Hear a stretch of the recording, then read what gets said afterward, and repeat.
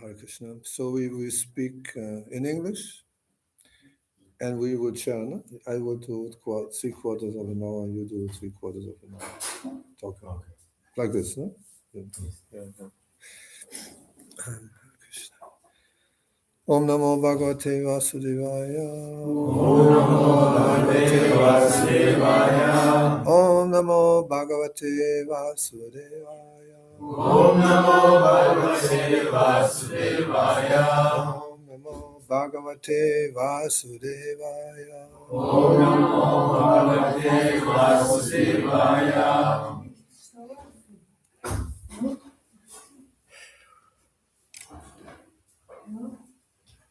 Okay, 3 more.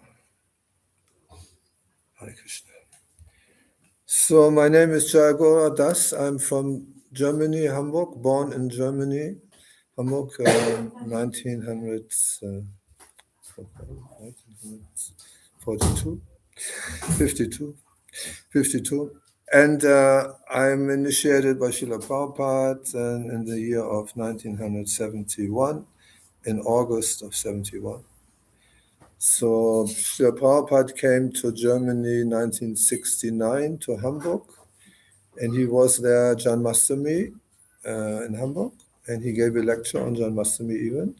And he initiated in this time 4 people. One of them is Bhakti Swami, in this time Suchandra. He was in Munich and opening the temple here in Munich long time ago. And another devotee, Vasudev. Vasudev, he is an artist. He painted a lot of pictures. He's still in Hamburg. He has some kind of painting studio. And 2 other people, they just came as a couple for the first time into the temple. And Prabhupada initiated them immediately. But they never came again. So this was a risk. Prabhupada took the risk of doing this. So then they had a little storefront, and then they moved to another place, and this was like around the corner, more or less, a little bigger. And I came there 1970, and I joined there like more or less like a student. I went to school, and then I was initiated half a year later, 71. Hare Krishna. So I wanted to talk today about Krishna saying you have to understand the transcendental nature of Krishna. And if you understand the transcendental nature of Krishna, then you will go back to Godhead. So we hear all the Bhagavad Gita, we hear all these things about Krishna, but still now, maybe you, but I'm not. We go back to Krishna if we would die now. Because it's not so easy to understand the transcendental nature of Krishna. Because when we read Krishna book and we read the stories of Krishna, they seem to be like Krishna has a material body, or Krishna has some connection with the material world. There is a truth about it, because he was killing the demons, so he is in the material world. He has been 5,000 years ago in Vrindavan. But at the same time, the touch of Krishna within the material world is like also spiritual understanding that Krishna is always in the spiritual world. He never leaves Vrindavan. Even though he leaves Vrindavan with Akrura, he is not leaving Vrindavan. This is like some kind of contradiction.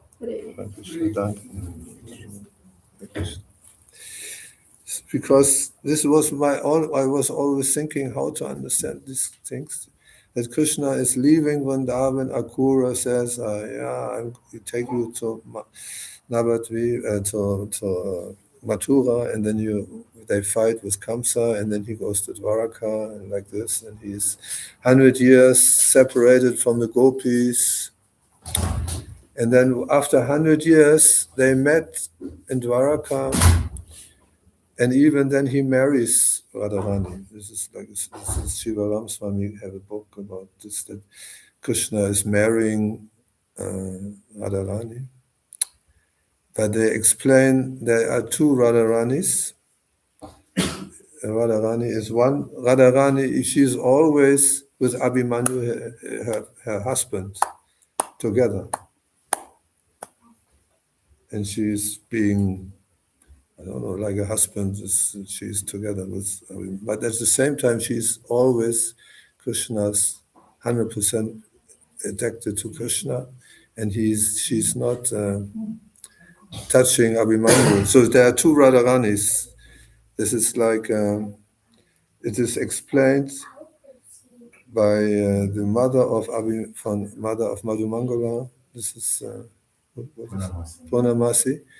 That there's two Radharanis, and every gopi has two sides. One side is always with the husband, and the other side is only with Krishna. So she is completely 100% for Krishna. So then she can marry Krishna, because they were arguing, how can Radharani marry Krishna if she is always with Abhimanyu? This is not possible. But she was never like this. So this, for this reason, to understand the transcendental nature of Krishna, there is one very, I'm a little adventurous, looking for new ways of understanding things. And there's one book it's called Ibn Alexander. He wrote 4 books, and he is a scientist. He is a surgeon, chirurg. He is cutting the brain, opening, wing, cutting in the brain, and something, doing like this. He's a doctor for brain surgery. And he got, it's called, the German word is called bacteria meningitis. Bacteria meningitis. It means that usually the brain is closed. There's nothing coming inside the brain. But for him, sometimes the bacteria getting into his brain, eating the brain. And this is a 2% survival for this. So he got this disease, and he was himself a doctor. So he knew what it meant that he has this disease.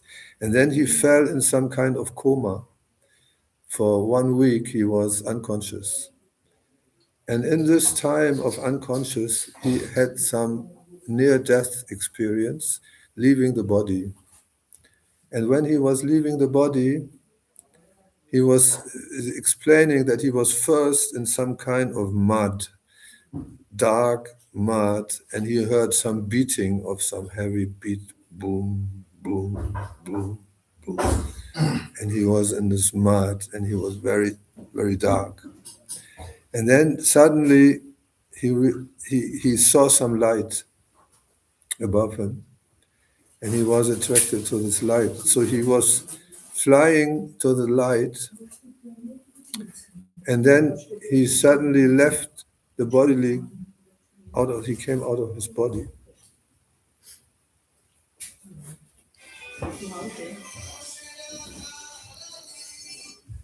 This is like Krishna's world.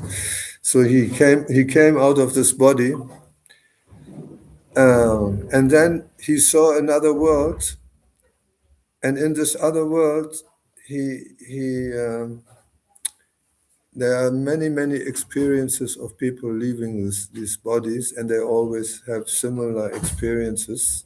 And one of these experiences is like they leave this body and they come to this other world, and then they experience some kind of being free and being happy, feeling at home. They had this feeling of being at home. This is not the spiritual world, not for you to understand. This is not a spiritual world. This is like a world between one life and the next life. It's the Buddhists, they say bardo. Bardo means you die, and then you come in another world. It's like if you go Autobahn, driving on the Autobahn, there is some Raststätte, you can go out and have some little pause, and then you go again on the Autobahn. So there is some time in between these lives. And in this region, you see many other people also. Maybe you also can see your parents or some other people who are also in this world for some time. And you can choose how long you want to be there. There is one devotee, he's called Bharata, Prabhupada disciple. And from my understanding, he was always going on book distribution. And myself thought if he would leave the body, he would go back to Godhead because he was so devoted. Everyone was a little bit in Maya, but he was always going out selling books. So then he died. He had cancer. He was living in Sweden. He was a German married with a Swedish wife. So then we were like friends. And Vaidyanath is a Prabhupada disciple. He also lived in Hamburg. So they were living very close and they are very close friends. So then Vaidyanath explained that Bharata visited him after death. He came to his house, sitting in his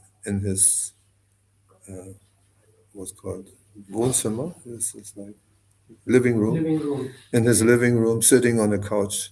And he felt the presence of Bharata being suddenly in the room. And he started to talk with him on the mentally platform. And he said, what you doing? What's going on? I said, yeah, it's okay. I'm feeling good. I just wait for the next birth. I wait for the next birth. So then, he left. They had some longer talk, then he left. And some months later, he again came. And then he said, yeah, I'm waiting for my next parents where I'm attracted and then I will be born again. And then afterwards, he didn't came back to Vaidyanath. And then there is one devotee in Nuremberg. Next Saturday, there is Yatra in Nuremberg. And then there is one devotee, Namamrita. And Vaidyanath, he went to Namamrita as a visit. And then he asked him, what's going on? Yeah, I have a baby. I got a baby. And then they asked, what is the name of the baby? It's called Bharata. Oh. And then his wife, Vaidyanath, and his wife went to see the baby, and then they said, and his wife said, this is Bharata, again, he's born again. Vaidyanath had a child, someone else. Yeah, the Namamrita, he is the temple president from Nuremberg. He got a son, and his name was Bharata. And Bharata, in his life as a Prabhupada disciple, he was distributing books, but he was also attached to cars. So he always driving very fast, and he had always very fast cars. So this boy was playing with cars, but any boy plays with cars more or less. But at least they had this vision that this Bharata is born again as a Bharata from Namamrita. So I was thinking, okay, Bharata, he's not going back to Godhead. He is born again as a son of the family. Yeah. Also, when they first came when they visited New Vrindavan, but they were never there before, the boy immediately knew where are Prabhupada's rooms. I know Prabhupada's rooms are there. He remembered. So there is some, it seemingly is the truth. So this is like being in this bardo, in this area between the life. They say there is they see many colors you don't see in this world. Many shades of special colors you never see here. They suddenly have this vision of seeing these colors. You feel very warm. Now as you go out, it's very hot. Yesterday also some period is very hot, okay, then it's coming rain, it's very cold. But in this world, everything is harmonious, warm. You feel very nicely warm. And then also you can see 360 degrees around yourself. Like we have our eyes here, and many animals like the big tigers, they also have the eyes here because they want to get killing some animal. But the rabbit, they has one eye here, one eye here. So they can see 360 degrees around himself because he's always afraid of enemies. He's always getting eaten by someone else. So he has this 360 around. In this world, you also have this 360 vision of. Then also they explain they meet other people in this world, and these other people are like some kind of wise, like some kind of guru, like some kind of people. They ask questions, and they have the questions in their heart, and they don't talk with the mouth. Talking with the mouth is very low class. They talk with telepathic level, from heart to heart. They have a question, and the other person understands the question, and he answers from heart to heart. And they say, when they get the answer from this question, they understand the question like a hologram. It's like a big thing of questions and answers, question and answer. They understand everything from every angle of understanding things. They understand everything very, very, very deep. And they say this understanding is so intense, you need in this world years of understanding some special thing, but they understand them very, very easy and very deep, everything. So, and another thing is they see light. Everything is full of light. And then this light is full of love. And the whole light surcharges your whole body. Every cell of your body is surcharged with this light and the love. They feel at home, they feel love, and they feel unconditional love. You don't need something to do that you become loved. You are a living entity, and God loves every living entity unconditionally. And even in Brahman, in this light, there is this feeling of love. In the beginning, I was doubting a little bit how in the Brahman there is some kind of love. But then I was reading in Brahman, there is also love. So Alexander, he was leaving the body in this situation of being near death, and then he saw they saw some very big, what's called Schmetterling, butterfly, and the butterfly has so many colors, extremely colors, and on the butterfly was a young lady, and she had blue eyes, and she was smiling to him. And this was not, he said, this was not like a love thing in the material world or something else. It was some transcendental love he felt to this lady, and this lady helped him to fly around on this butterfly, and he saw many, many things in this world, all many living entities running around in very simple clothes and very happy, and the children are dancing and all these things. And then he went 7 times, every day he went into this world, and he had some different experiences. And one was that he was in the dark, and it was completely dark, black. At the same time, there was light. He was in the dark, and then suddenly he heard a voice, and there was some round things with some golden things, and they're worshipping God. He could understand they worship God, something like angels, and they were singing worshiping God from their whole heart. And you could feel that they were worshiping really from their whole existence. They were worshiping God. And the music, he never heard this music in this world. And then he also had some kind of talk with God. He said like this. He was talking with God, and the special was that he said he was wondering, this God, he is so personal, and he has humor, and he has all kinds of emotions we have in this world. And then he was talking with him, and he felt so much accepted by God. But then he understood he has to go back. God talked to him. He said, "You have to go back. You have to go back in this world." He said, "I don't want to go back. It's so good. I like it so much here. I don't want." But then he came back, and then he was lying on this bed, and he could feel that his son wanted him to be back. This was I don't know. He just felt that his son, this is his son. This is the son wanted to have his father back.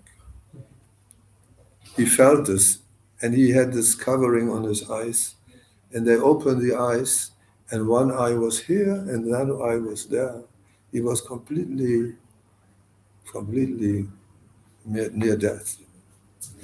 But then, because of his son having this desire, he came back to life, and then it took him a long time, but he became completely healed. And then he wrote like 4 books about this experience of near death.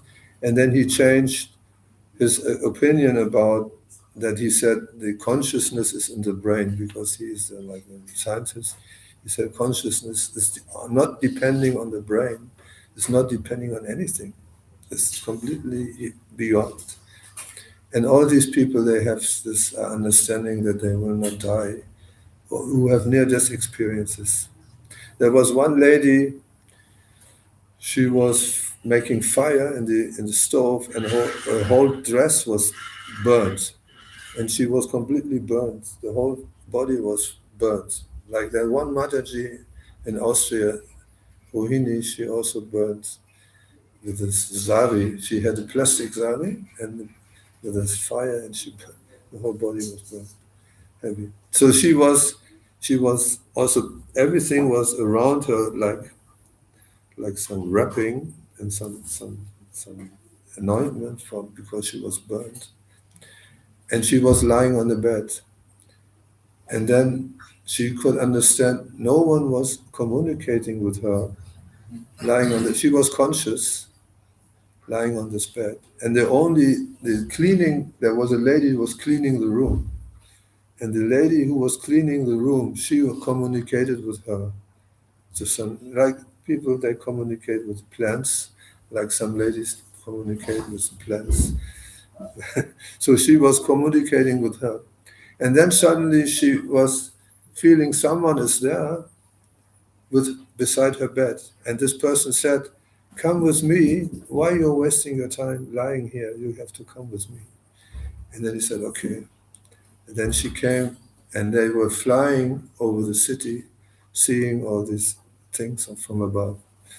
And they could see in every living entity there was some little spark of light. This was her understanding. There was a spark of light in every living entity in the whole city. And all the lights were connected in some space, some center. All these lights of all these living entities were connected. And then she then she said, "Oh, I don't want to go back to this material world and to this body which is burned, and what is the use? I will stay here." And they said, "No, you cannot go. You cannot stay here." And then they showed her the vision of her being buried. She could see when she was buried. And then there was her family, and there was her husband, her daughter, and her son, and her husband and her daughter. They were very quite like stiff, But her son was at the point of being destroyed by this situation. They could understand the son will not. There will be big damage in his life that his mother will die. So then she said, no, okay, I have to go back. I have to come back. This is very important for me. I have to come back. So then she came back to this world, and then she survived the whole thing. And then these stories. So, though this is quite like if you hear about Krishna in the spiritual world, or the story of Krishna in Krishna book, then you can also see that Krishna is for some reason in the material world for killing demons and being present and making some advertisement tour for us going back to Godhead and show us how to go back to Godhead. But at the same time, he is in the spiritual world. And even if Akrura takes Krishna to Mathura, this is only one little instance. Then immediately he is back. I met this lady yesterday, and I was talking to her, and she is very devoted. I will talk. It's like some private things, but she wanted to come today. You understand English? She's from China.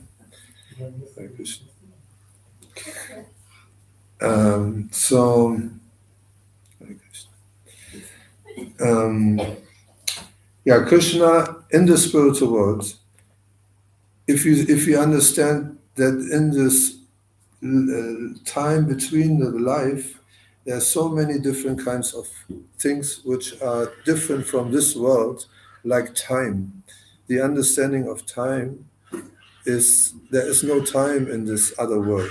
You don't feel that it's passing of time because time is only for the material body, which is getting older. We are imprisoned in time and space. I wrote a little poem, Imprisoned in Time and Space, where can we go? On the horizon of our heart appears the sun of eternal life. Pray to reach the other side. This is like, the Doors. You know the Doors? There's a rock band, yeah. The Doors. And they was break on through to the other side. We don't break to the other side. The Doors is also like, they open a door, you open a door and you come to another world.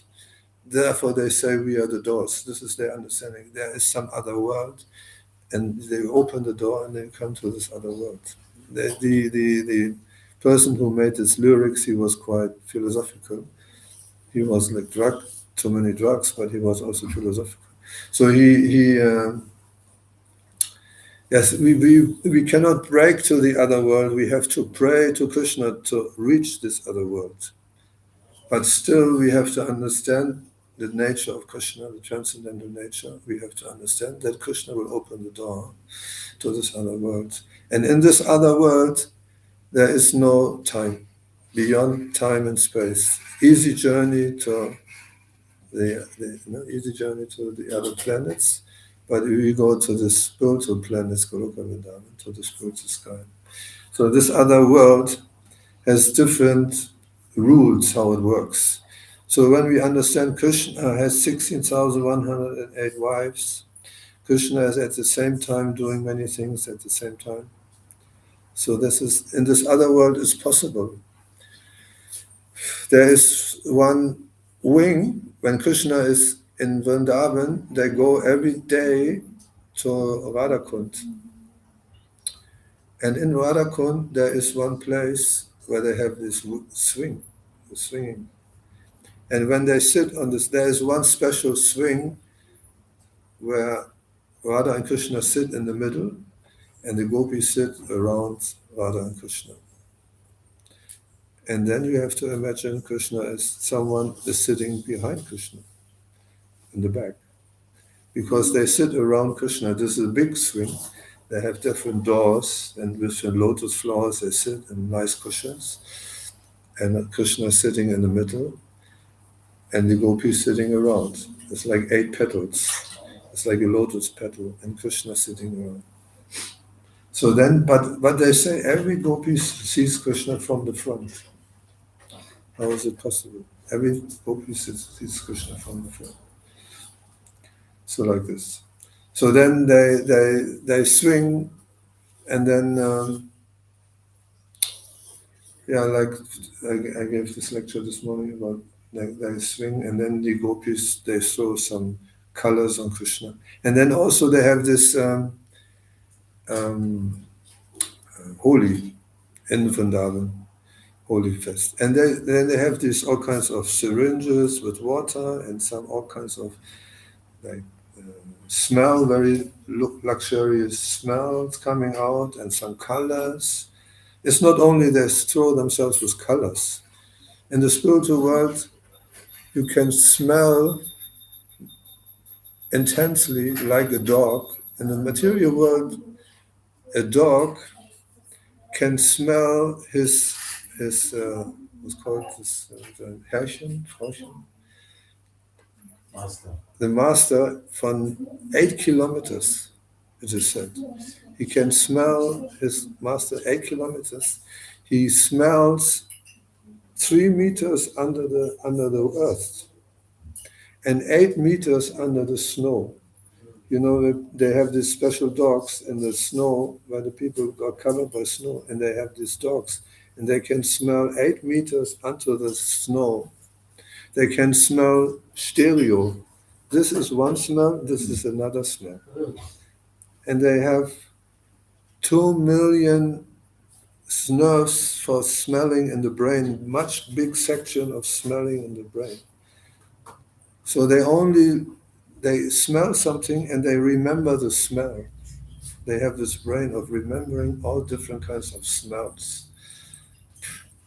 So when we go to the spiritual world, we have even more smelling capacity, like a dog, how in this world. Because it's also a material body, the dog. But in the spiritual world, we smell like Krishna smelling Radharani from long distance. And he says, oh, the wind is very fortunate carrying the smell of Radharani. And he becomes like, it's coming goosebumps coming in Krishna's body, smelling Radharani. And Radharani is smelling Krishna. And she's also like, ooh, wow, what is this going on? She felt like she cannot control herself because of the smell of Krishna. Because they have this intense smell, the intense taste of prasadam. So every morning, Madhu Mangala and Sridham and Subal and Krishna and Balaram and Mother Yasoda and Radharani has cooked for Krishna, because Mother Yasoda knows whatever Radharani is cooking, Krishna becomes very strong and very attached. Even she is married to Abhimanyu, but at the same time this is like the Leela. So Radharani is cooking for Krishna. And when Krishna is eating this sabji, this spinach sabji with cheese from Radharani's hand, he feels like, I want to eat everything. Oh, I want to eat. Yes, this is only one sabji, but there is many more. They cook so many things for Krishna in the morning. And all the big family come together, and Madhu Mangala sits there, and they all have making jokes. And Madhu Mangala say, I want to have more yogurt, and there's a monkey, and then he throws all his prasadam to the plate of his neighbor, and then, I'm eating, I want to have more yogurt. Like they make so many jokes and eating. And they have this special taste of Radharani's cooking. And this is like also some special experience. And then they also have seeing Krishna. They say, if the gopis say, why I have to blink my eyes in this moment, blinking my eyes, I cannot see Krishna. And I want to see Krishna always, because he always sees more and more and more and more and more details of Krishna's beauty. More and more Krishna's beauty. Like he has his teeth, Krishna's teeth, when he opens his mouth and smiles, Krishna's teeth is like diamond, pomegranate seeds and pearls. This is the color of Krishna's teeth, because he eats this betel nut, and this makes it a little red. So his pomegranate seeds, diamonds, and pearls. This is the color of Krishna's teeth. And when Krishna has his flute on his mouth, then the flute takes the color of his teeth and becomes white like his teeth. And if he moves a little bit, then the flute becomes red like his bimba, red lips. And when he moves even more, then it becomes like a blue sapphire, because Krishna's skin is blue. The blue color of Krishna is so special that he has an aura around himself of blue color. And then it is said he has some earrings, and the earrings are like delphins, form of delphins. And on the delphins, there are some diamonds and some flowers, and they move. And the reflection of these delphins on his skin is like bubbles coming out of the ocean, of blue ocean, reflecting on his skin. So, like this. They see so many aspects of Krishna. And Krishna has on every finger a different ring with different emerald, diamond, pearl, sapphire, whatever, all kinds of different. And when he plays his flute, there's waves of light coming from his fingers playing, and the fingernails are like red, like a moon, also light like the moon, color of the moon, and the whole playing on this flute is like waves of colors coming to someone who sees this. You want to go there? We want to go there? Yeah. Okay. So this is just we have to get the desire to go there to this world. And when Radharani sees Krishna, Krishna sees Radharani also in a similar way. She has so many other aspects of beauty, which is described that she has some bodies with all kinds of diamonds and blue pearls. And then when Radharani sees something blue, she becomes in ecstasy because she remembers Krishna. And then there's also around Radhakund, there is the Astasaki. The Astasakis, they have some kunjas, not kunda. Kunda is a lake, but kunja is a little forest. So they have some kunjas around Radhakund. And the biggest one is from Lalita. Lalita, she is the main gopi. She is the main friend of Radharani, and she is the topmost. And she has the biggest kunja, and it's a very big, it's like a palace of diamonds and emeralds, and he has different floors, and on top of the floor is like a big veranda without roof, and you can see all over Radhakund. And then you see on the right side is Vishaka, and Vishaka, she is very artist. She's like an artist. She has many different kinds of colors and nice arrangements of flowers, and she's very artistic. Like this. And then from Chitraleka, everything is white. Champakalata, everything is golden. And she has a very nice kitchen, and they take prasadam there. And like in Sudevi and Rangadevi, they are twins. They have one of this green. Sudevi is green, and Rangadevi is red, like rubies. So the whole kunja is red, And they meet on Ekadasi on the white. Indulika, she is white, everything is white. Like this. So they have all kinds of, they enjoy life there.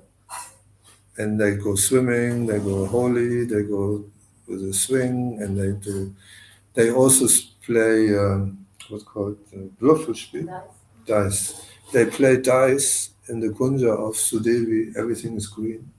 Every day they play this dice game. And they make some jokes, Krishna, we will be powerful, more powerful. You are powerful with throwing water, but we will be more powerful because we are more intelligent, like you. And then Krishna said, wow, yeah, we will see. You know.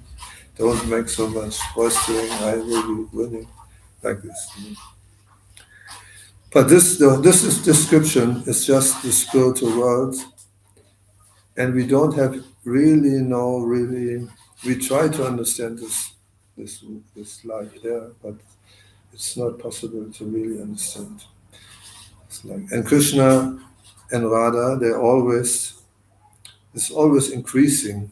And all the plants, like the little flowers, the little birds, the little deer, the little grass, all these inhabitants of Vrindavan, they take part in this display of Radha and Krishna.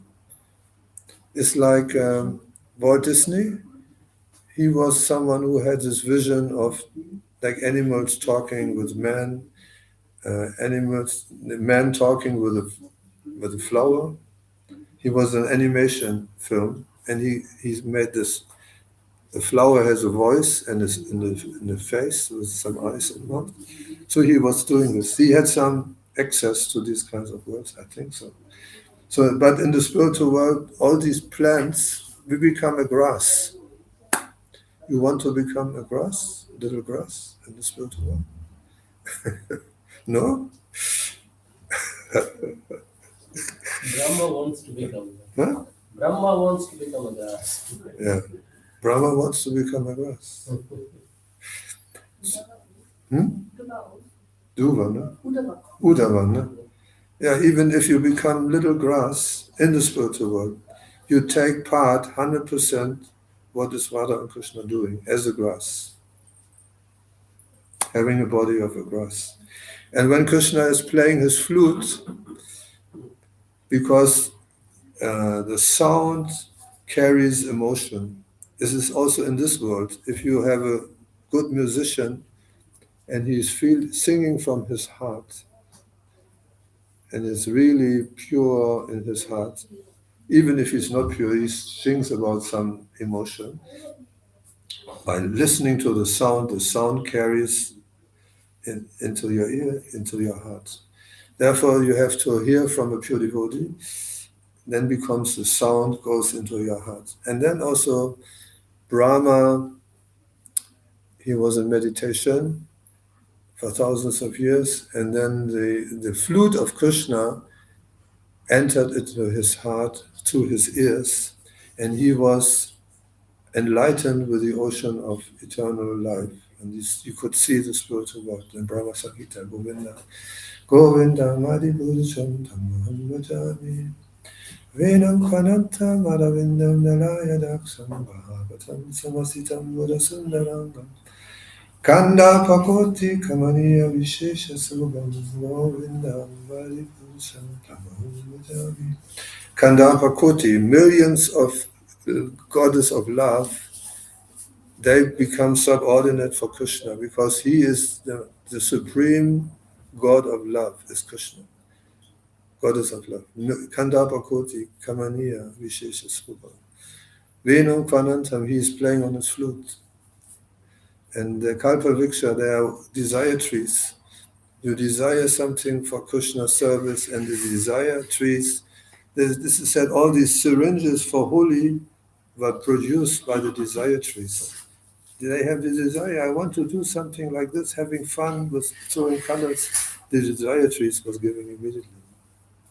Everything. So this is in the spiritual world, desire trees. Yeah. Millions of gopis worshipping Krishna, millions of Lakshmis worshipping Krishna. And also the plants, they worship Krishna. And when Krishna is playing on his flute, the stone will melt. The stone is also a living entity in the spiritual world. Everything is conscious. Everything is connected. Everything is one connected on Krishna and Radha. Everything. The stones, the animals, the plants, the whole world is connected. We are all connected now. Even now we are connected, but we think we are separated from each other. We are all connected. On a subtle level, all living entities are connected. On this on this higher level of consciousness, we are all connected. But in the spiritual world, everything is emotionally completely connected. And when Krishna and Radha doing something, they feel it. They're taking part. They don't feel something missing. They don't want to be a flower or a gopi. They feel completely satisfied. I'm grass. This is my position. I take part in this loving exchange of Radha and Krishna. And then they become completely satisfied. They don't want anything more. And thus nothing is missing. And this is eternally increasing. It's not like only once you have this realization and then it's finished.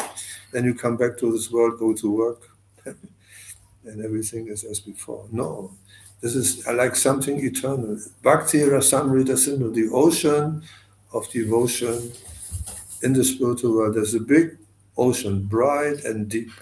And it goes very, very deep. The emotions goes very deep. And it's very, very wide. So many varieties. We just see little variety about Krishna book, what they do. But this is only one sample. This goes very, very deep and very wide. Hare Krishna. Okay. Okay, I'm finished. One question maybe. Yeah. So thank you for the very nice, very unique class. It was really nice to see the perspective of being with Krishna and separate from Krishna at the same time. We exist in Vrindavan and also goes with Akrura at the same time. So my question was, you mentioned about two incidents, one from Ibn Alexander, another one from the Mataji whose sari was caught on fire. So could these experiences that they mentioned about, can we consider them that they are somewhat similar to dreams that we have when we sleep at night? Or based on our knowledge of the worlds, the different planetary systems from Srimad Bhagavatam, should we consider that the experience that they had were of heavenly and hellish planets? Oh, there's many questions in one question. How should we understand? Yeah, they were asked, or some people afterwards they come back to this world and they talk with many people about it, but many people don't understand.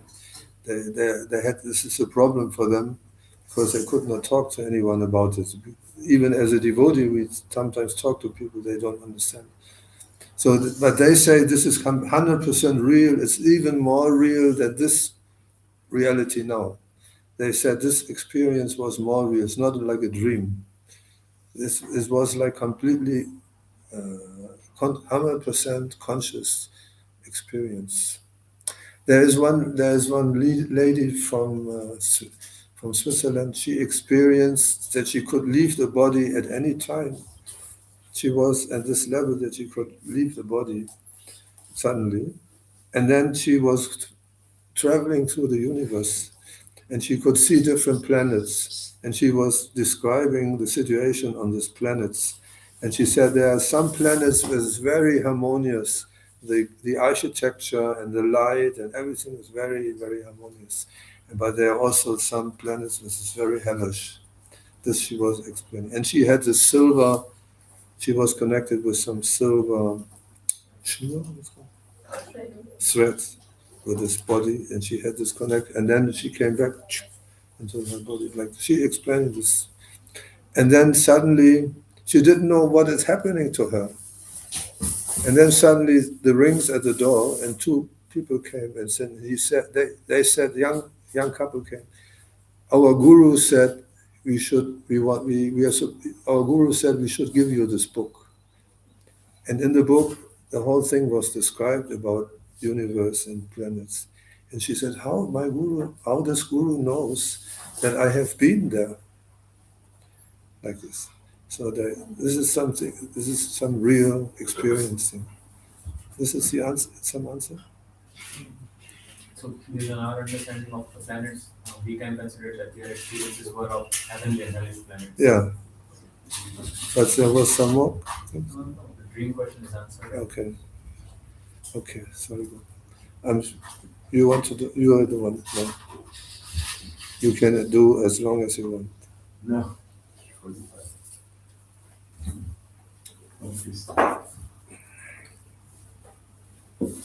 This grace, JayaGaura Prabhu. Jai. Shila Prabhupada. Jai. No. Oh, Krishna.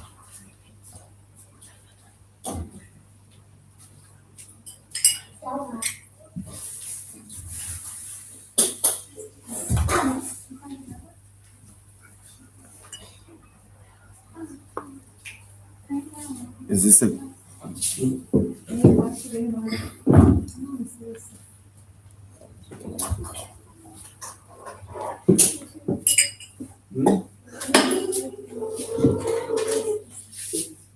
Hare Krishna?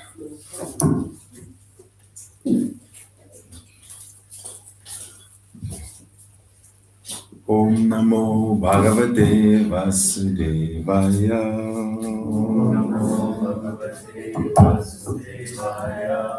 Om Namo Bhagavate Vasudevaya.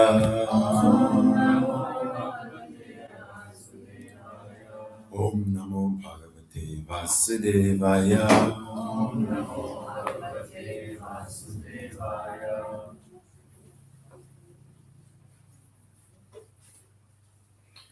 So I'll speak something from Bhagavad Gita as it is, and maybe picking up the thread from JayaGaura Prabhu's talk, which is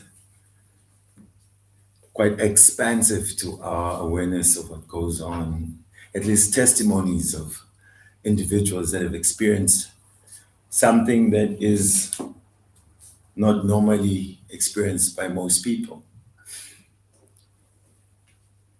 giving evidence to alternate realities. There was a documentary that was made, I forget the name now, but it covers the different cultures of the world and their spiritual practices. The amount of variety that people are trying to experience divinity, or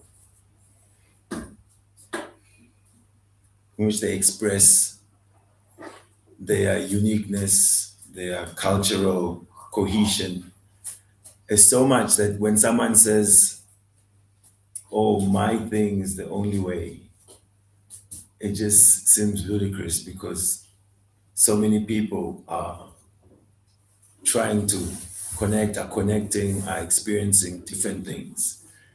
So from the Bhagavad Gita's perspective, Krishna has addressed this, Yayatamam papadyante tam sachaiva bhajamiham. Mama vat manuvatante manusya partha sarvasa. That as they surrender unto me, I reward them accordingly. Everyone follows my path in all respects. There Krishna is making the distinction that according to the degree of surrender to him, the personal feature of Godhead, because we understand Brahmeti Paramatmeti Bhagavan iti Shabdete, that there's the Brahman effulgence, the energy. The Lord is pervading everything by his multifarious energies, Parasya Shakti, Vividhaya, Shurete. So Abhaveki Jnana Bala Kriya Cha, this energy of the Lord which is everywhere, is acting intelligently with potency, as if automatic. So others realize that there's the energy. Then there's the super soul, within each one's heart, we are getting certain remembrance, forgetfulness, we are getting intuition, guidance.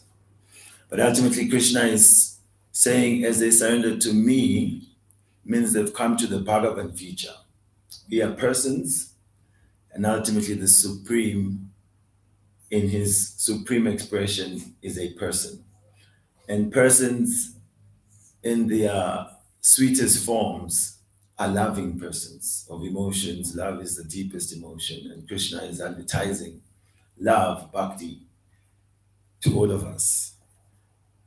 So it's very eye-opening.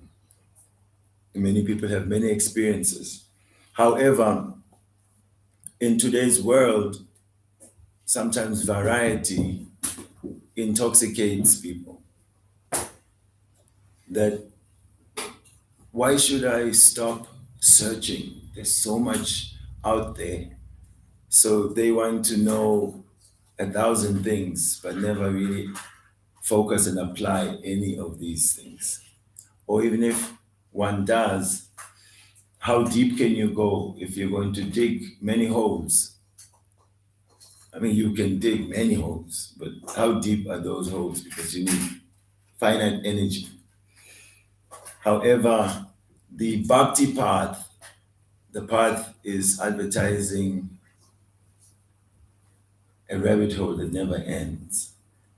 Like JayaGaura Prabhu expressed, how in the spiritual world, the beauty of Krishna is newer and newer. You blink, you look again, there's a freshness of Krishna that is seen. So we read from Bhagavad Gita as it is.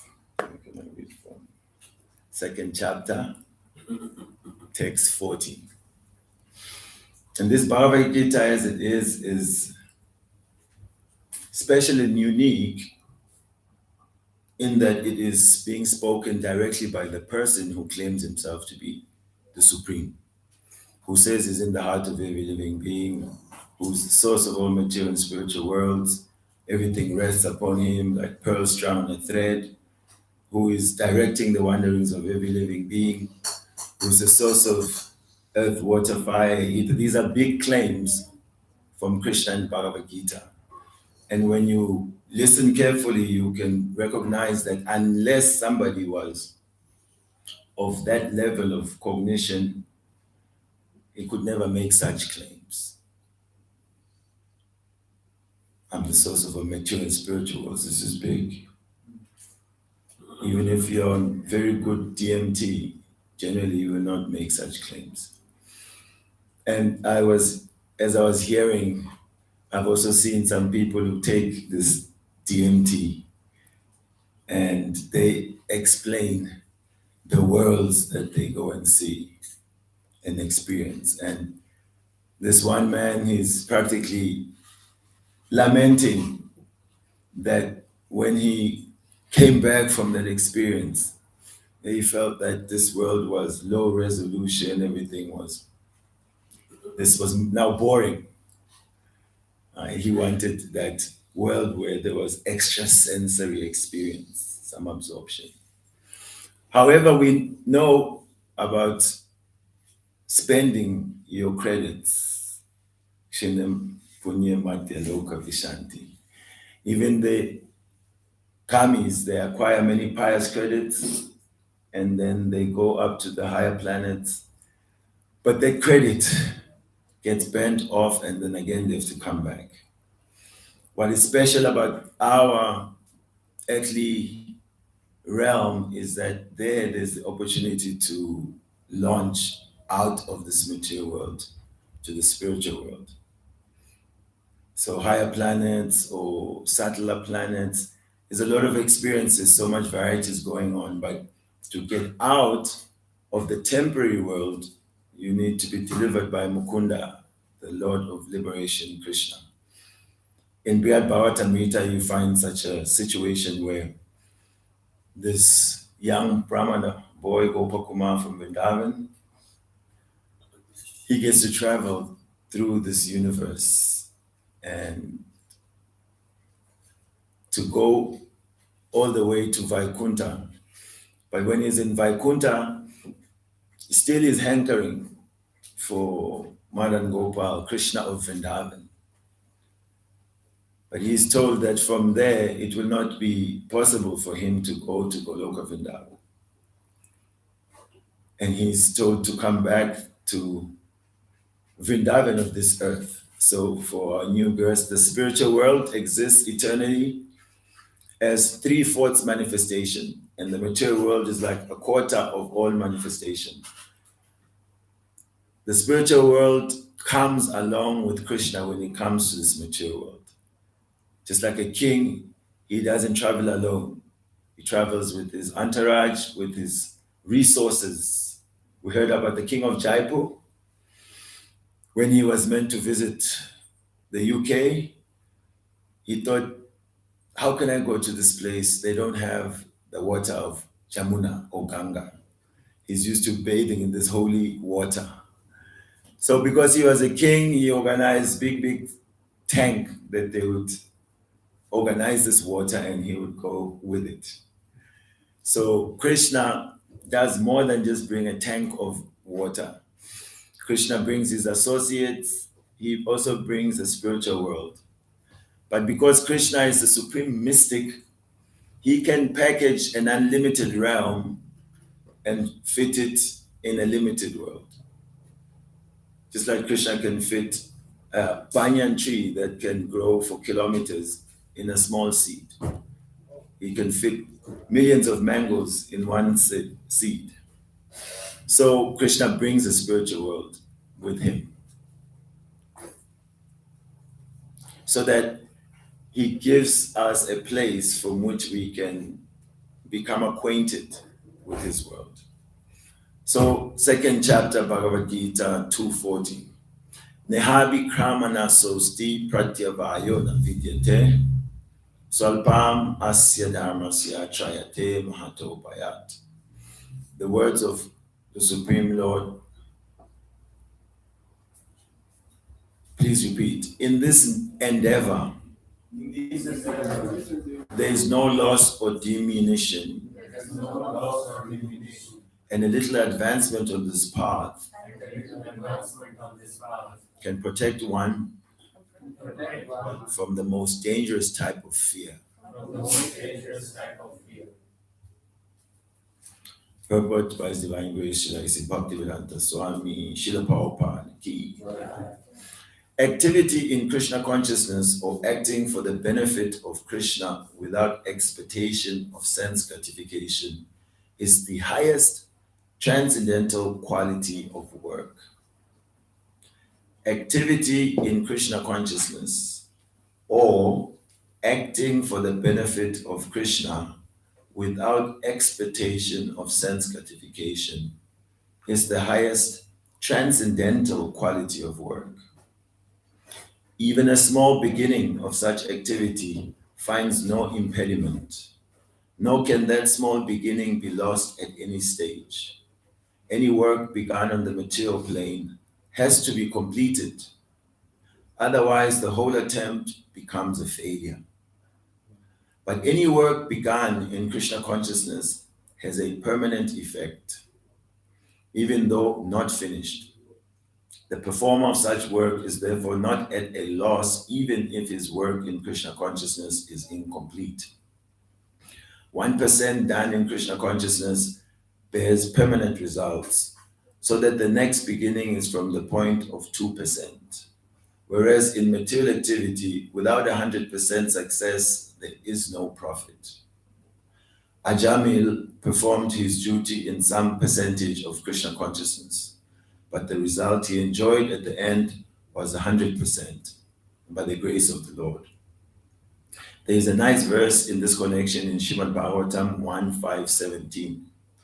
Tyaktva swadhamam charanam bhujam hare bhajana fakota patetato yadi yatra kvava vadrama buddhamosya kim kovata apto bhajatam swadhamataha. Which means, if someone gives up his occupational duties and works in Krishna consciousness and then falls down on account of not completing his work, what loss is there on his part? And what can one gain if one performs his material activities perfectly?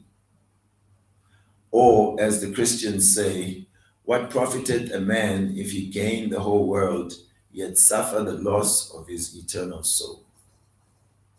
Material activities and their results end with the body. But work in Krishna consciousness carries a person again to Krishna consciousness, even after the loss of the body. At least one is sure to have a chance in the next life of being born again as a human being, either in the family of a great cultured Brahmana or in a rich aristocratic family that will give one a further chance for elevation. That is the unique quality of work done in Krishna consciousness. Jayagadguru Srila Prabhupada ki.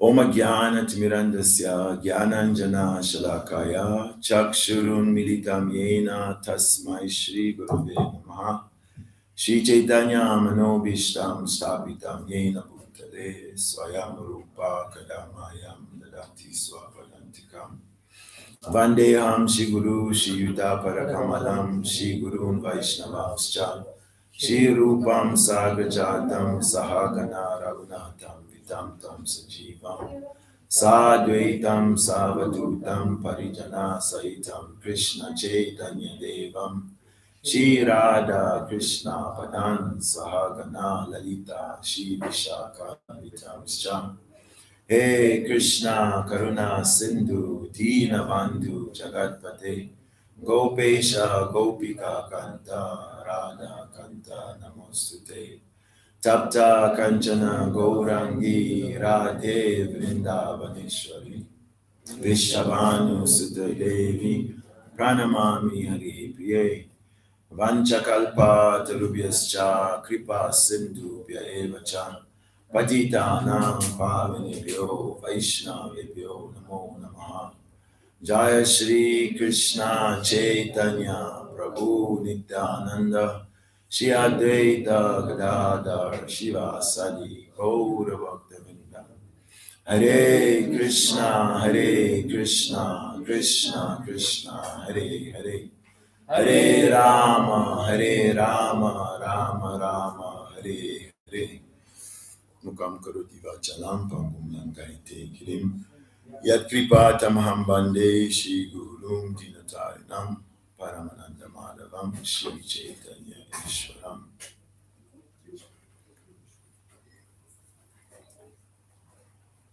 The merciful path of Bhakti Yoga.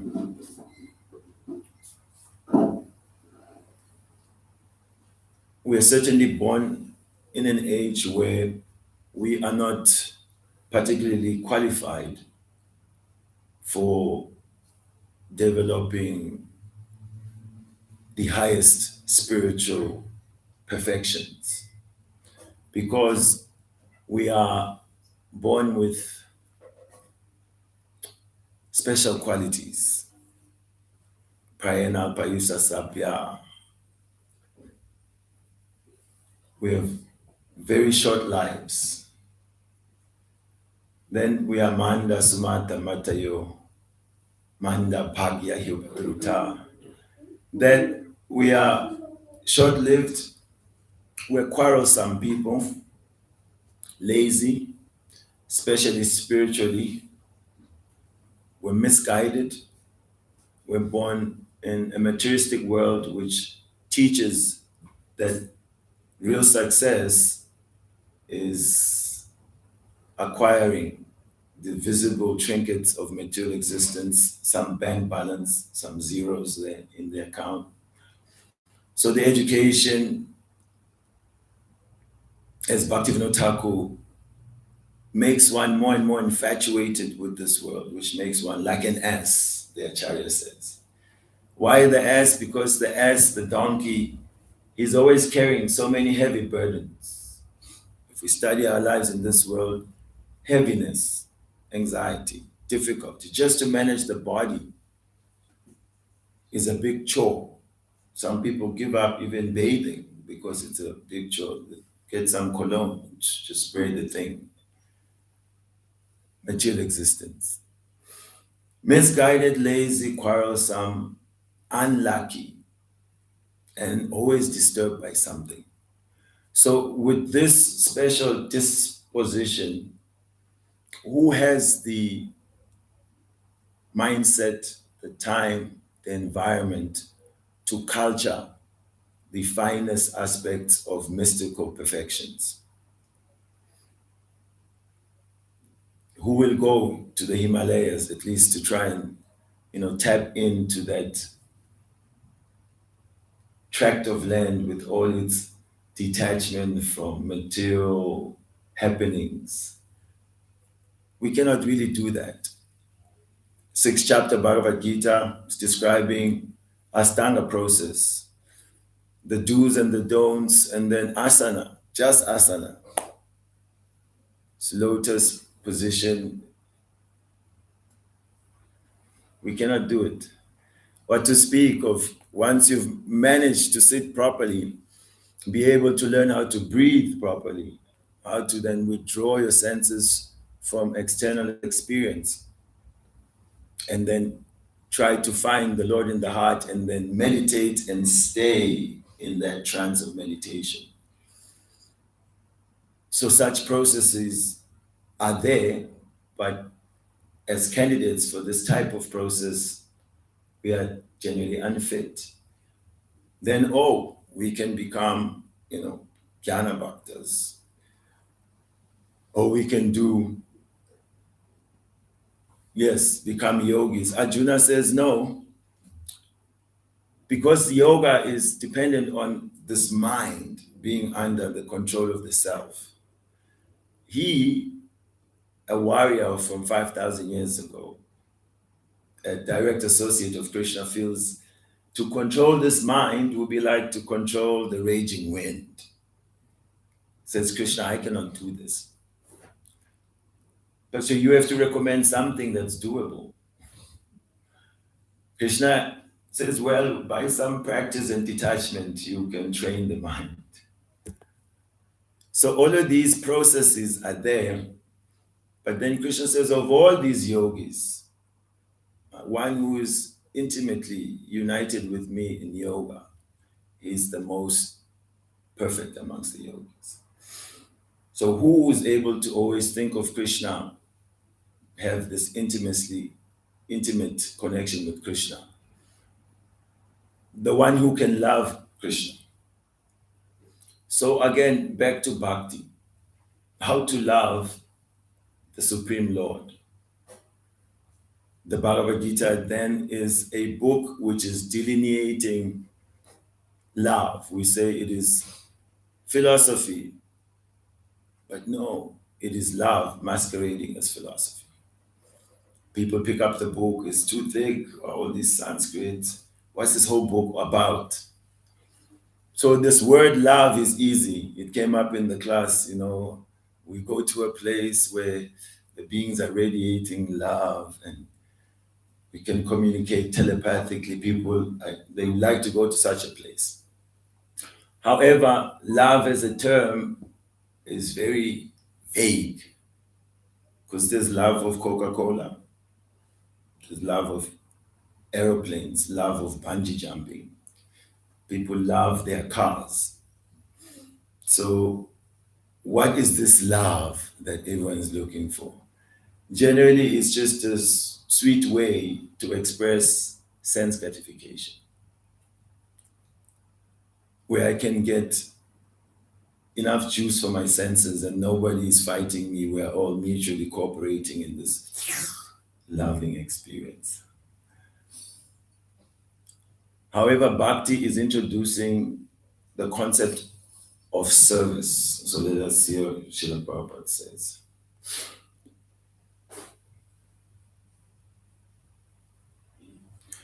He says, 1% done in Krishna consciousness bears permanent results, so that the next beginning is from the point of 2%. Whereas in material activity, without 100% success, there is no profit. Devotional service is such that the Lord is giving the living entity the opportunity to connect with him.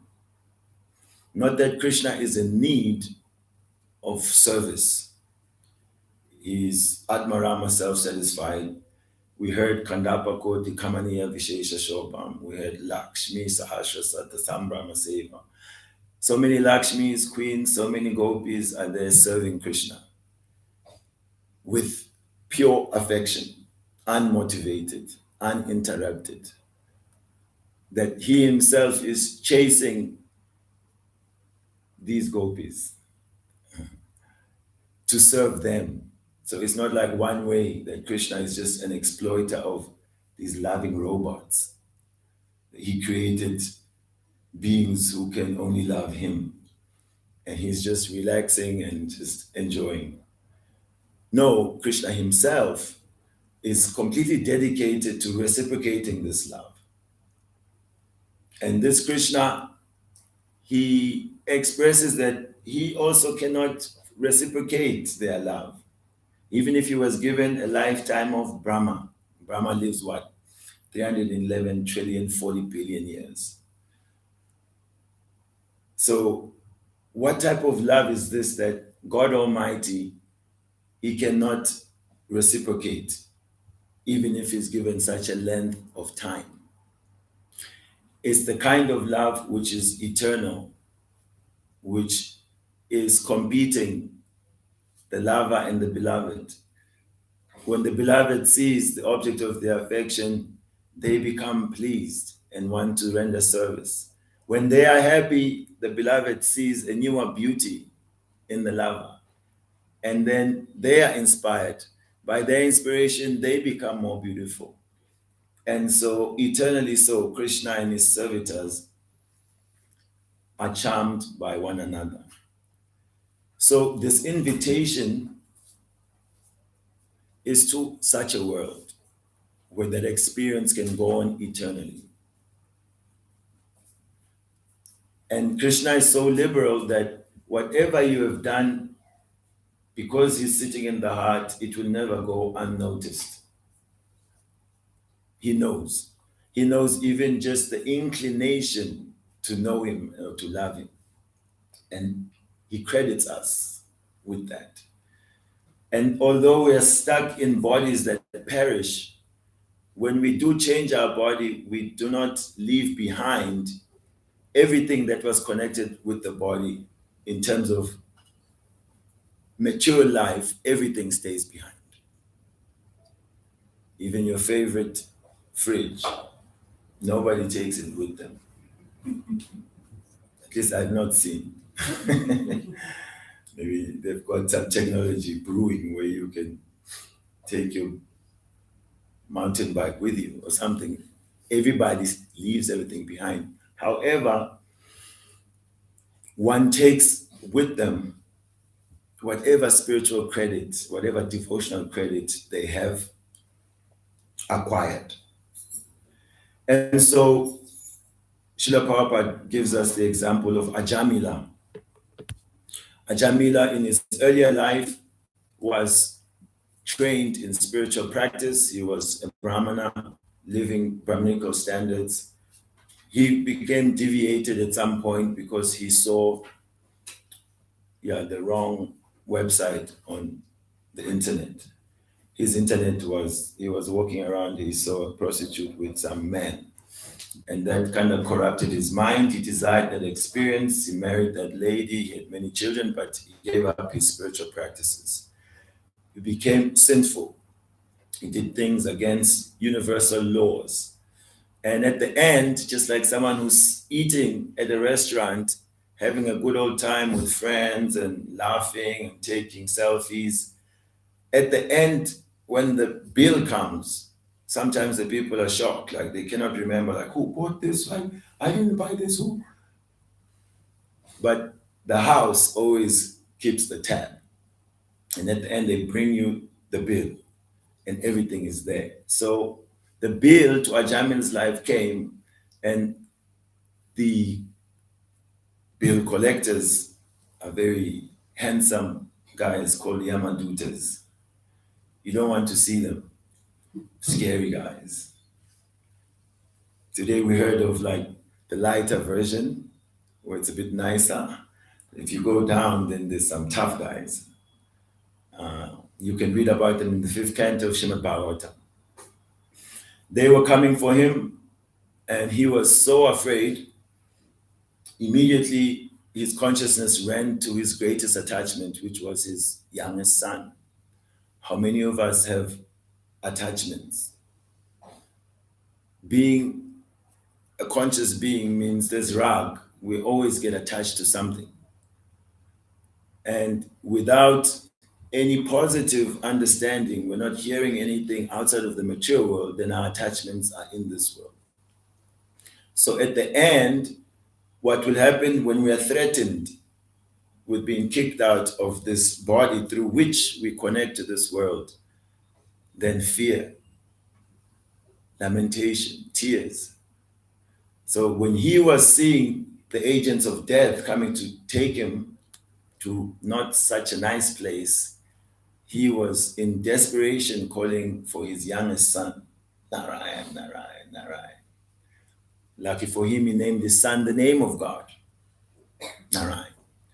So by chanting in a desperate state of heart the name of Narayan, it attracted the agents of Narayan. Hey, somebody really wants shelter at the lotus feet of Narayan. So the Vishnu Dutas came. This is our guy. Yamaduta says, no, we've got records. This gentleman has been doing things that need him to take the elevator going down. So then a discourse on who becomes punishable ensues. And the Yamadutas are explaining what is the codes of law, which is the Vedic literature. Vedic literature is true because it is emanating from Lord Narayan. The Supreme Lord is eternal. The Vedas are like his breathing. And who follows Dharma as enunciated by the Lord, Dharmanstu Sakshat Bhagavat Panitam, he is religious. Who doesn't follow is irreligious. And therefore, one is punished accordingly. This is the mature world. Everything precise, infallible justice. But when it comes to Krishna consciousness, then one is able to do something that death cannot take away. And this is a very merciful process, very lenient. We see that in Gauranga Mahaprabhu's appearance, he is appearing to expedite the getting out of this trap of material existence for all living beings. He wants to free us who are conditioned souls. So he has come specifically for us. We mentioned our qualifications, which are not so wonderful. Quarrelsome, lazy, misguided, unlucky, short-lived. So on our own, we cannot apply ourselves and really rise. We require mercy. In Krishna's pastimes, we see Mother Yashoda wants to tie Krishna. She puts in all the work. First, she's chasing the brother, but the brother is running around zigzag this way. Mother Yashoda is a bit heavy lady, cannot keep up. Flowers are falling from her hair. She's sweating. She wants to get Krishna to be sober and not to steal butter and feed it to the monkeys and all the yogurt. But when Krishna is satisfied with her endeavor to rectify his behavior, meaning her love, to get the best out of him, another mystical situation, God is being rectified. It only happens when there's love. Love makes the devotee consider the Supreme sometimes as an equal, sometimes as a friend, sometimes even as a dependent. So Mother Yashoda, her love makes Krishna her dependent. So she tries to tie him up when she catches him, but she cannot, because what rope can tie up everything? Krishna is everything. You need like serious rope. So how is Krishna everything? Mother Yashoda saw everything in Krishna's mouth. So that means the same child that she can hold on her lap is the abode of the entire creation. But at the same time, she still wants to tie him up for a timeout. Her endeavor and then Krishna's pleasure makes the mercy that makes her endeavor successful. So we make that point that on our own strength, we could never understand what is this material world. Where are we? Where are we in this whole creation? Where are we supposed to go? Is there somewhere to go? Most conclusions are that dust to dust, ashes to ashes, lights out, finished.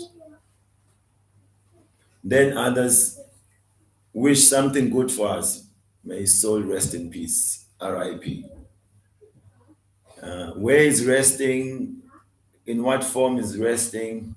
No, if it's the body, then we put him in a nice casket. It had cushioning and some lace, something there. It had a nice viewing glass. He was really resting, the guy. In the best suit, sometimes seen men who've never worn such suits at their funerals, they really are like in the best suits. So that rest. But what profited a man to gain the whole world and lose his immortal soul? Same Christianity is revealing there's a soul which is eternal, immortal. But while we're in this world, we're trying to grab and gain perishable goods, which at the funeral we see nobody takes with. So the warning is that life is not for endeavoring on the material platform, because first of all, if you don't complete anything here, I can testify. I did 2 years of IT, majoring in communication, but I met the devotees of this movement, and I understood that solving for X in engineering maths was just a waste of my time. I have to solve my real problems. I'm stuck in this body, I think I'm this body, and I'm stuck in a culture that tells me that if I work very hard, I will be happy. But when I look at everyone, no, they don't look happy. I was seeing my own parents, seeing the neighbors. The news are just really the summary of what's going on. Fear, fear. Insecurity, insecurity. War, war. Nothing good. So as a young man, I thought there must be more to life. So when the devotees came, I definitely knew there was more than that engineering maths. I am not discouraging people from doing IT and engineering maths, while at the same time, in light of Krishna consciousness, I am discouraging you. And at the same time, we're going to present how the scientific process of Krishna consciousness says whatever it is that you're playing with now, like the kids are playing at the beach, sand castles and the rest of it. So we are playing in Germany, in France, in Switzerland. We are called nurse, doctor, engineer. We play mommy and daddy, and we've got pink house or blue house. You can use that. That's your platform to rise in Krishna consciousness. You start from where you are. However, the devotee has to, with the machine gun, kill this idea of thinking that without Krishna, there is something to be gained in these material endeavors. Without surrendering, meaning understanding what is the process of connection, of love that Krishna is giving. If I don't understand how to walk into this embrace of Krishna, then all that I'm doing is a big, big, fat, shiny zero. Srila Prabhupada used to say like that. Very nice, very clear, it sticks in your brain. If you have 1,000 zeros, what do you have, Rajat? Zero. What about 1,000,000,000,000 zeros? But everyone is encouraged, more, get more. So we're encouraged to get more zeros. But if you add the supreme one in front of 1 zero, it becomes 1,000 zeros. 1,000,000,000,000 zeros, then you don't even know the number, yeah, whatever it is, trillion. So Krishna consciousness is really the benediction moon.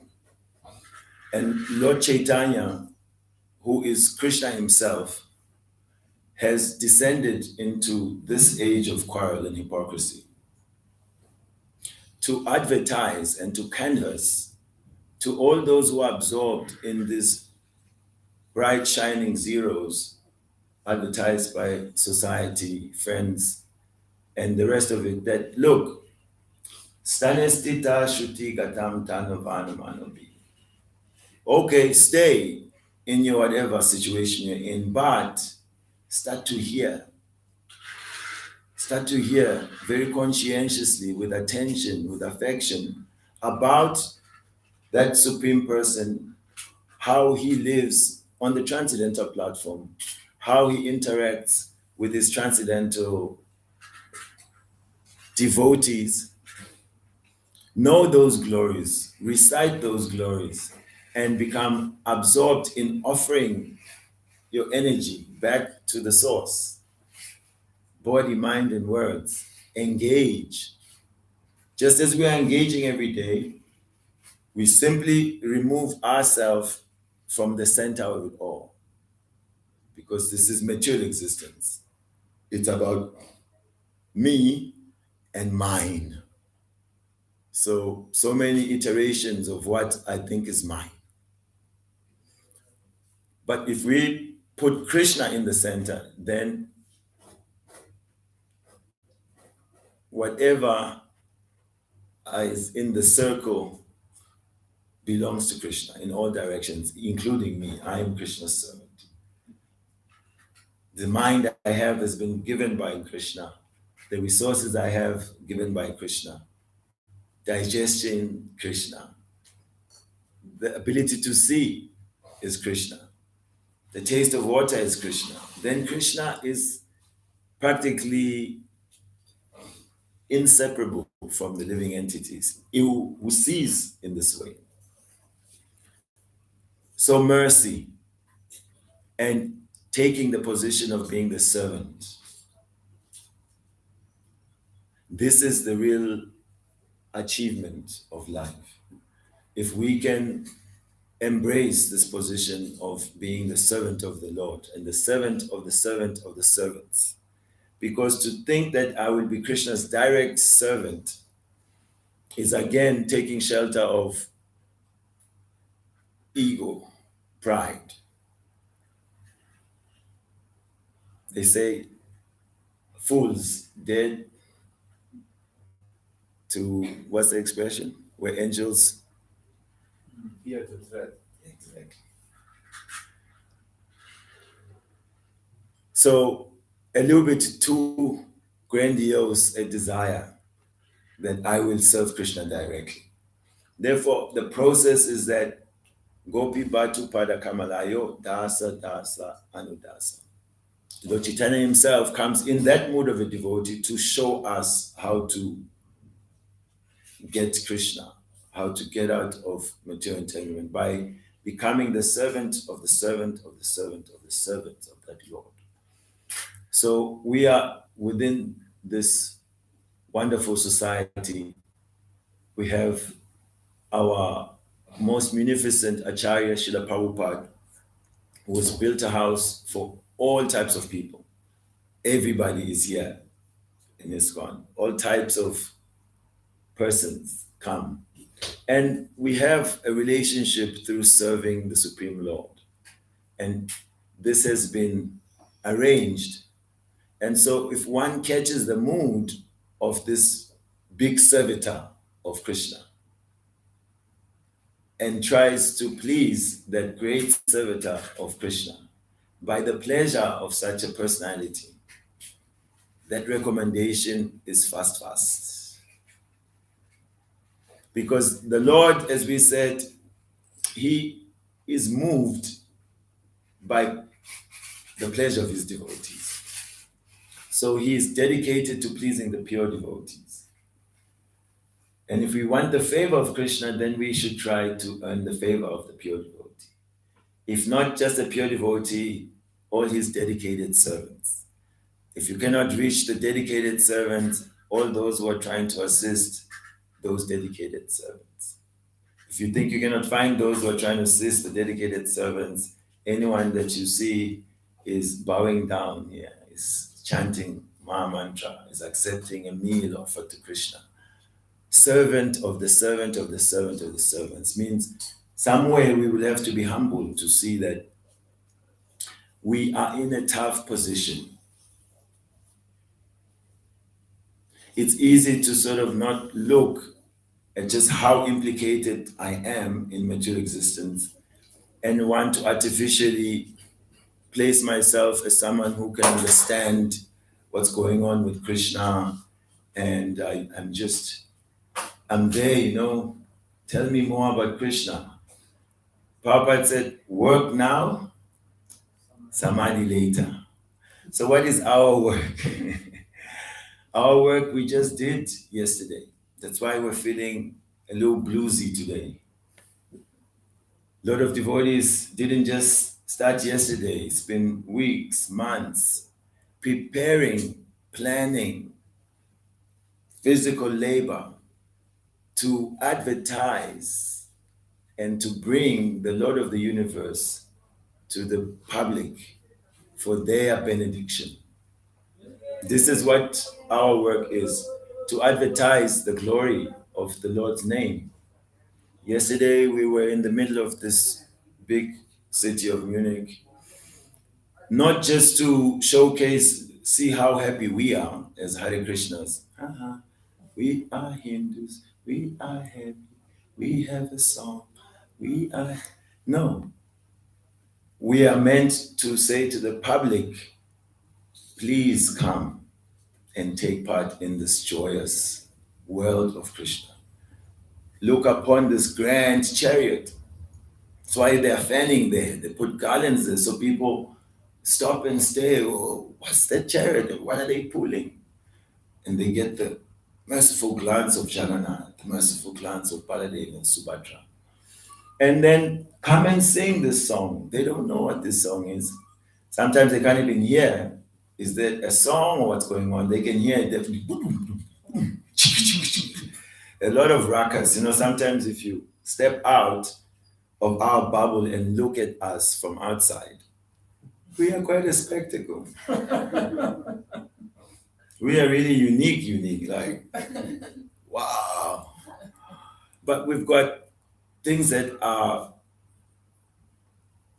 unique and magical, intriguing, especially our sound.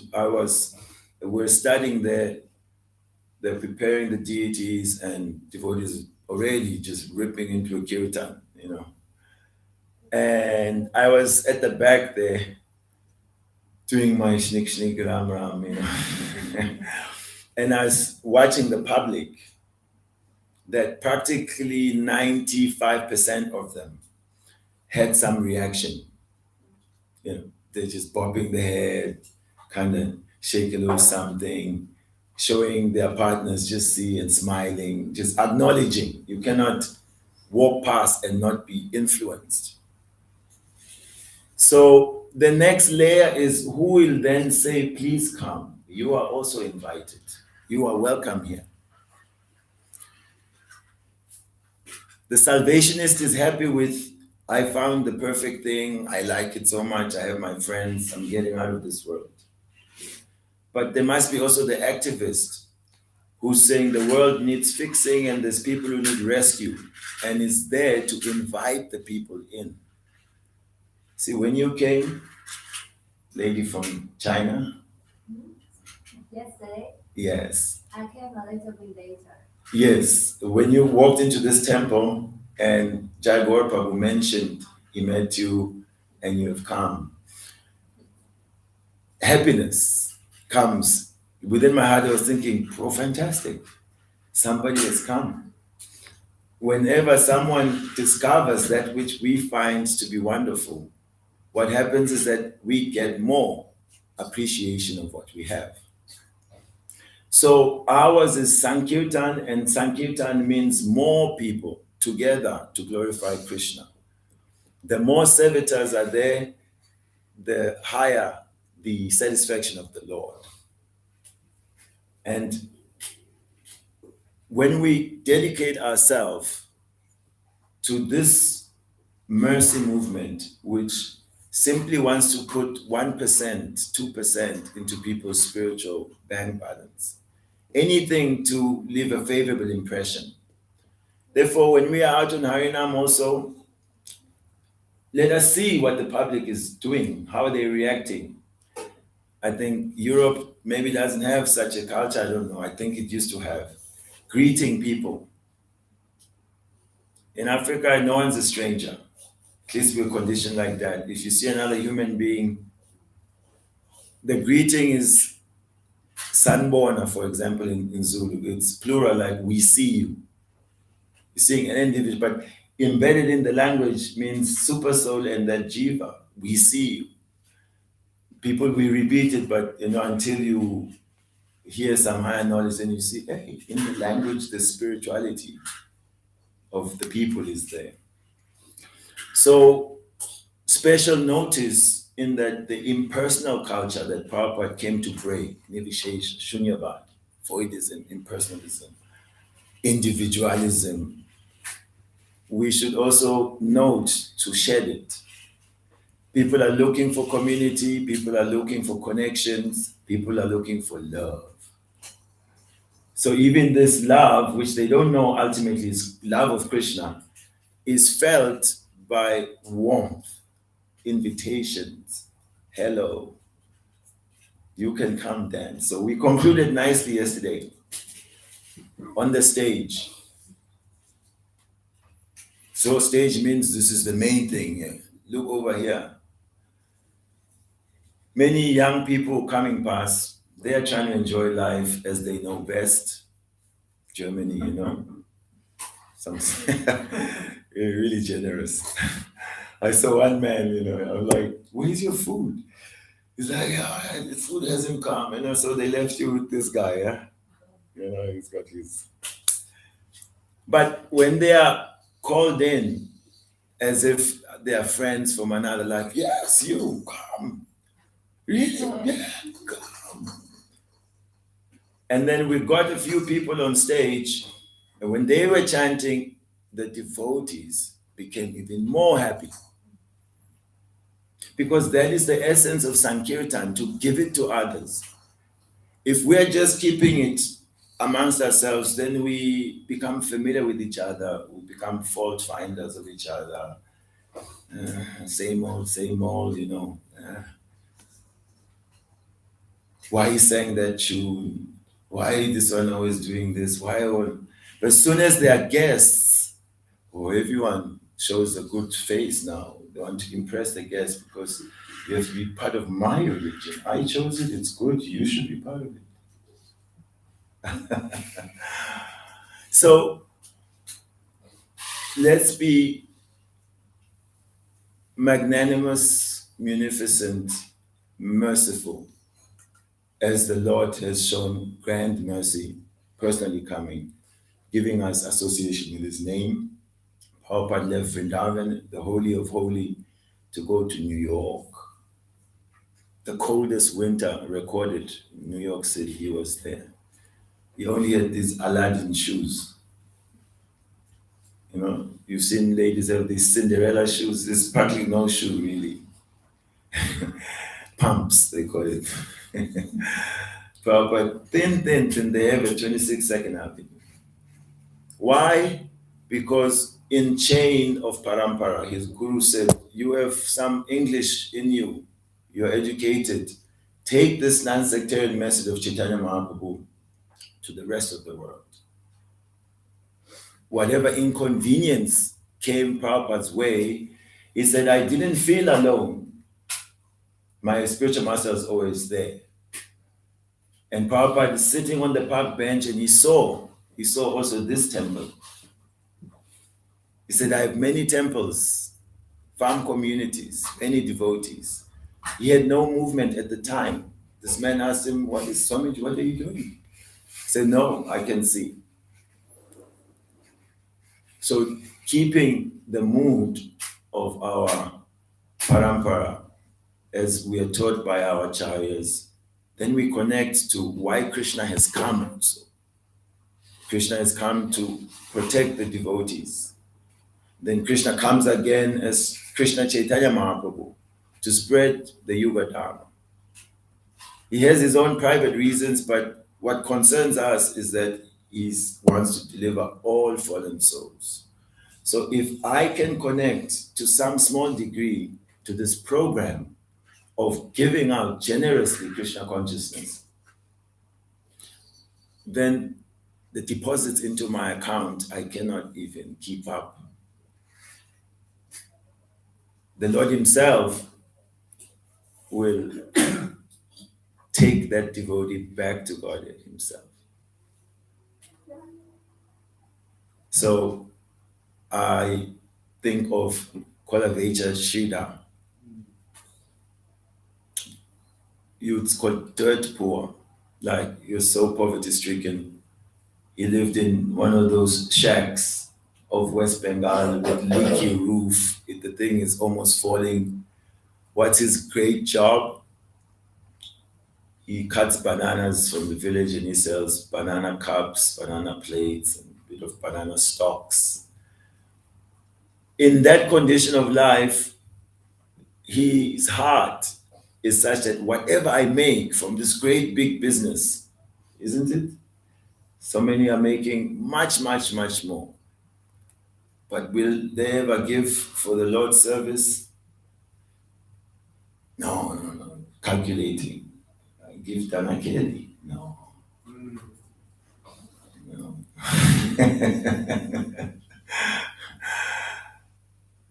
Yeah, it's mine.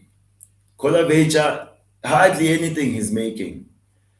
He took half of that money, worship Mother Ganga, and he would buy some more, and he kept that business because Mahaprabhu was coming there to always harass him for a better deal. The Lord was visiting this devotee, who the neighbors were complaining, we cannot sleep. He's so hungry. Although he worships this Vishnu, he doesn't get any food. Therefore, he's wailing the whole night because of hunger pangs. He's always crying there, hearing him there. He's chanting the holy name, crying in excessive love of God. That was his wealth. And this is the wealth which is being advertised. When one has that wealth, then the Lord comes personally to him. Mahaprabhu came every day just to spend time with him because he was relishing the flavor of his love. And when he manifested his Mahaprakash Leela, he was telling the different devotees how he was associated with them in previous lives, reminding them of special cases where he showed them mercy. Shrida, he reminded him you remember how you were attached to this Brahmana who was always harassing you. Anyway, I want to give you a benediction. You are my devotee eternally. Shrida said, I don't want anything except that lifetime after lifetime I may have these arguments with you. That I may have some taste for your holy name. Lord Chaitanya wanted to give him kingdom and riches. He wanted to be a servant of the servant of the holy name, and to have these opportunity to have these arguments with Nimai. So the greatest of devotees, they did not need any big material qualification, any material shelters. That, oh, now once I have this and that, then I will worship Krishna. In fact, when in want, the heart can cry out more. Once we think we have, or we have the ability to have more, then we rely on our own material strength. So no loss, no diminution. Whatever we do in Krishna consciousness is to our eternal benefit. So we might as well lie down in the temple, sit here in the temple. Whatever we are doing in relation to Krishna is gain. So do as much as we can and let our spiritual credits accumulate and hopefully attract the happiness of our Acharya and his servants. And when they are happy with us, their recommendation, Krishna will definitely accept their recommendation. And he will bring us to that world of Krishna Prema, love of God. That substance of love of God, we simply offer our obeisances to that. It is an experience that the devotees say like being bathed in a shower of nectar while burning from the poison of a serpent. I cannot figure that out. If you're also thinking what that is, means love of God is so sweet in one direction, and it's in one direction it seems like torture. See, Krishna in Vrindavan, I'll end with this. He sees that the devotees, they are happy with having his association.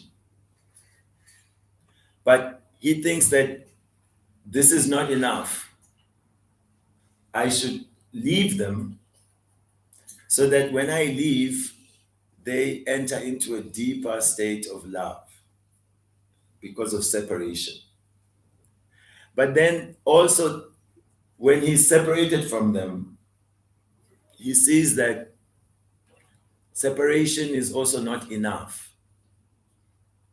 Therefore, Krishna, as we heard, Vrindavanam, Parityaja, Na Ekam, Nagachati Ekam. So he doesn't take one step outside of Vrindavan, JayaGaura Prabhu mentioned.